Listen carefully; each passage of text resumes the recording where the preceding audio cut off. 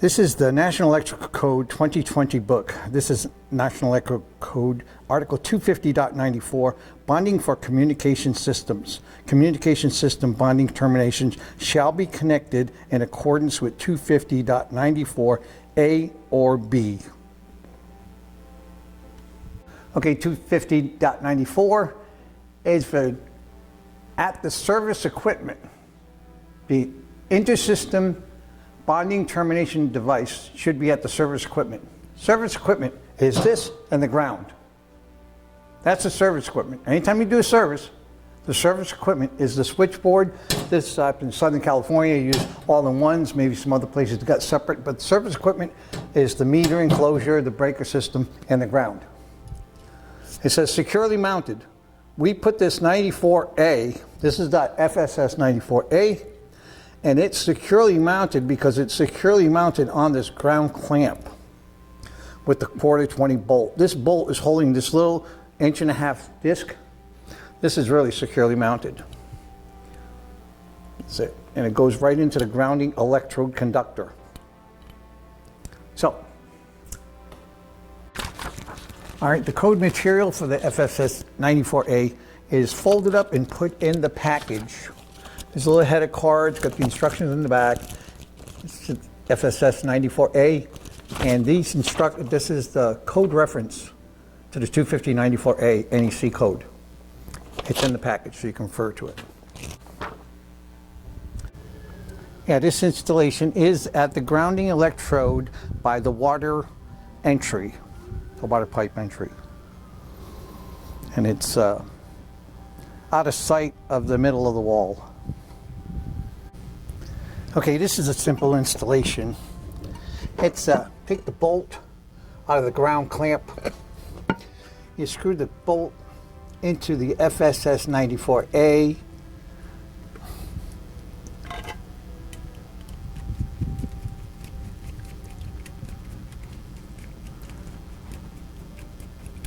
Get nice tight.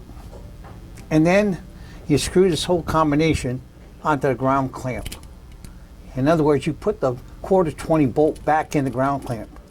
We made it 1/8-inch thick because when you tighten it down, it'll still make a good connection on the number 4 or the number 8 ground wire. Now, the ground clamp over the armored cable ground will be in the way of one.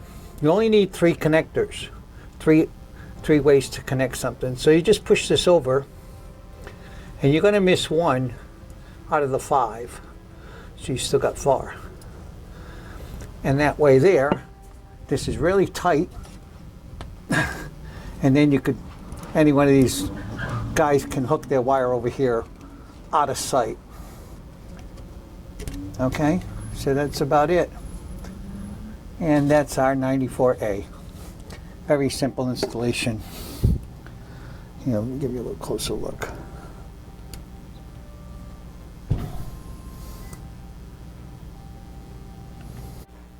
See, the code states that you need a jumper wire. I believe that this 420 bolt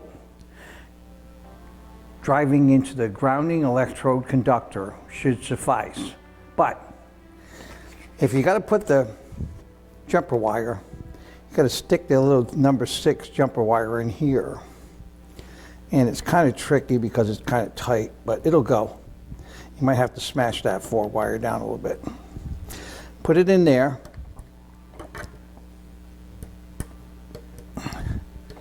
And then you got to put this back on here.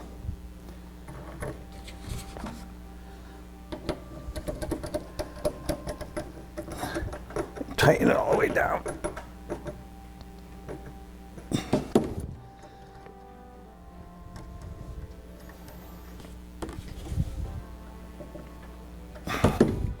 And you whip this around here. Yeah.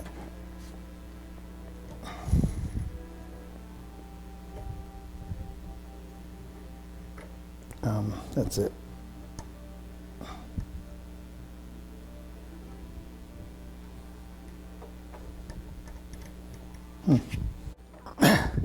That's good. Okay, so it says a number 6 jumper wire. I believe that the ground bolt, the ground clamp bolt is sufficient, but if they want to jump a wire, you might have to do a 6.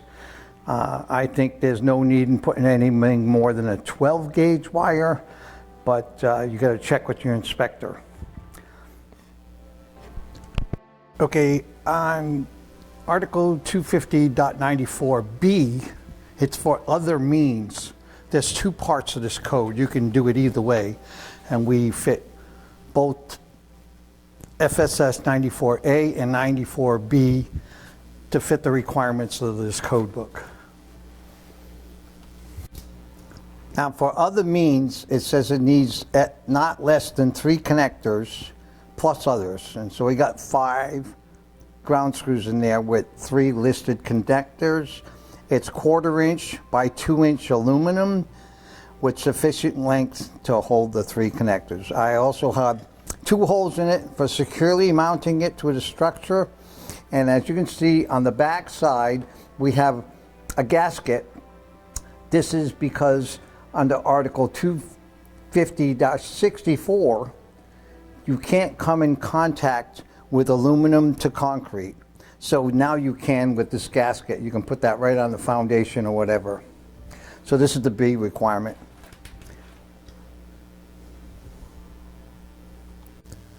Okay, the Fss94B is aluminum.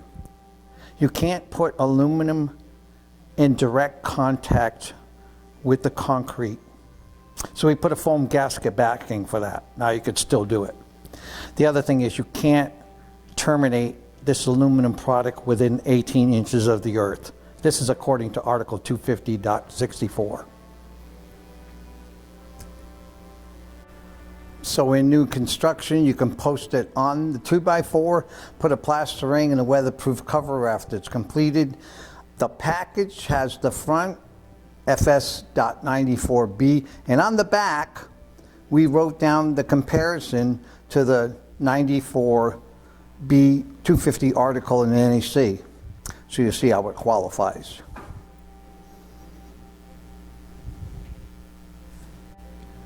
We just want to say that the 94A and B is specifically designed to get the communication guys to run their wires somewhere other than at a circuit breaker panel. They've always done it. They've always put their wires all over the place. Let's direct them to run their ground wires away from our panel. And the 94A is right at the grounding electrode. It's perfect for perfect ground.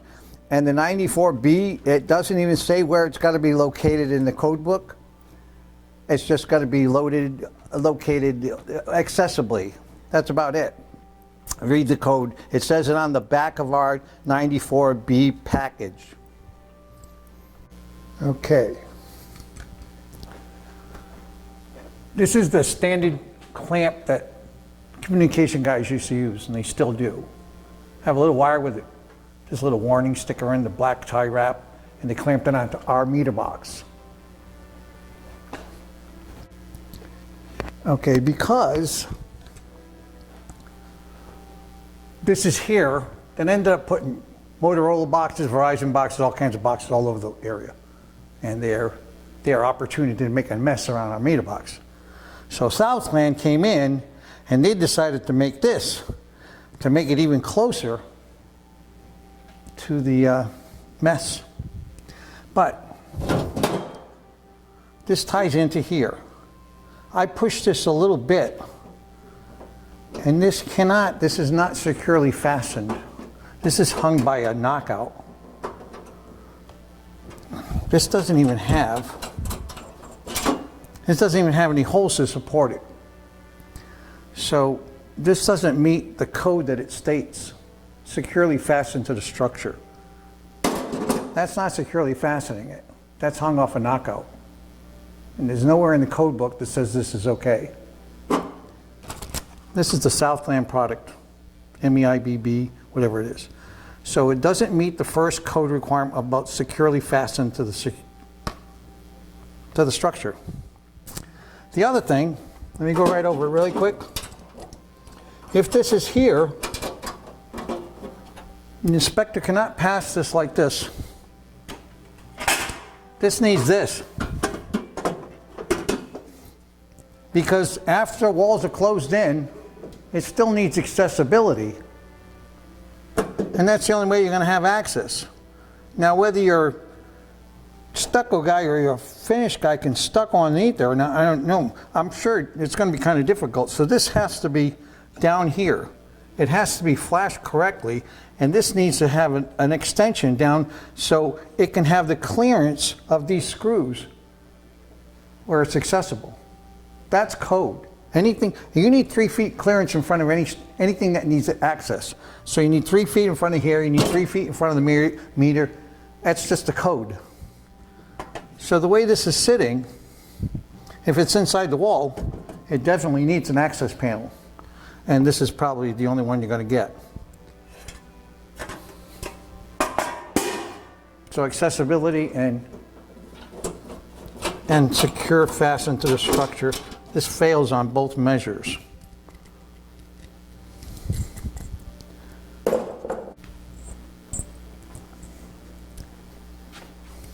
See, this is not accepted by the code. You can't hang a box off a knockout.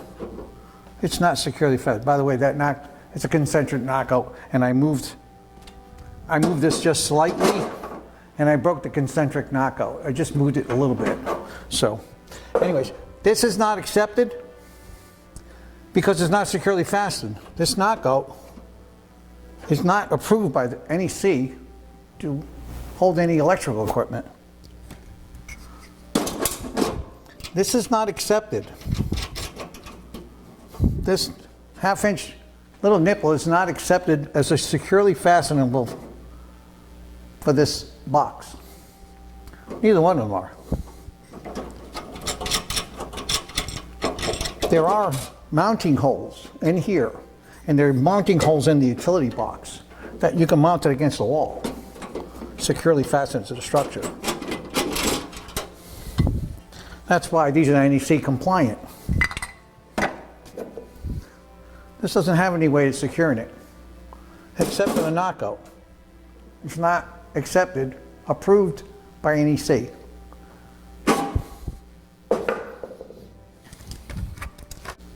Okay, under Article 25094, bonding for communication systems. Number 4, at the service equipment be securely mounted. Every electrical item, if it's electrical equipment, it needs to be securely mounted.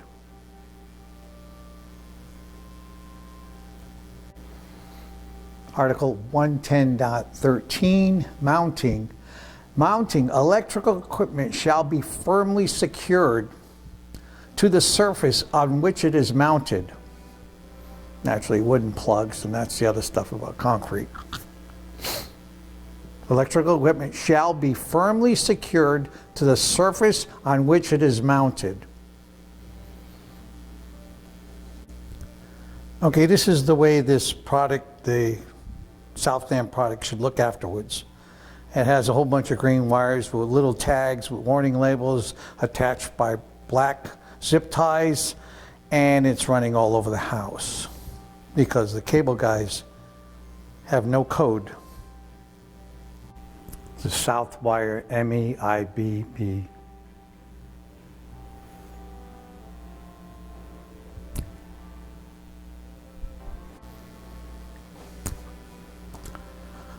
So if you're an inspector, you're going to inspect my job, I'm not going to put this here because I don't want my customer to have to deal with this crap later on. I don't like this. I want my job done in a neat and workmanlike manner all the time. After I leave, I don't want to see that. After I leave, my customer will just see a neat panel. That's it. Anything else is closed inside the wall. This is Article 110.12, mechanical execution of work electrical equipment shall be installed in a neat and workmanlike manner.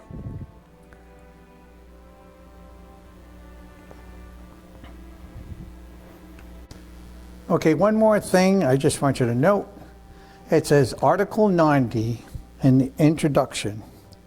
Okay, it says scope. It says not covered. Okay, it says not covered.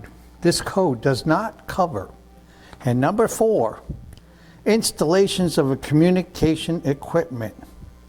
Now, just to show you, I lined it up exactly.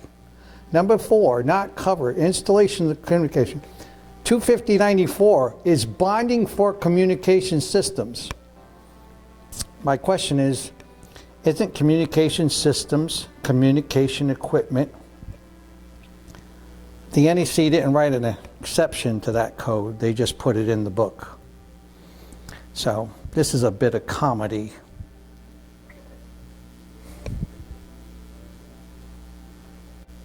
All articles that I referred to come out of the NEC 2020 book.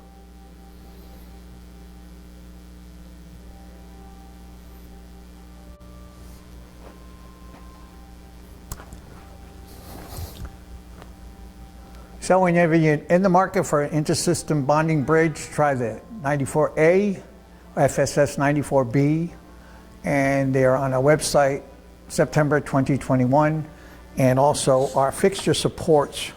We're the only one make a fixture support for heavy light fixtures or ceiling fans. And the 101, the 200, 216, 224, they're on our website. They will be available September 2021, and then probably all over the place later on.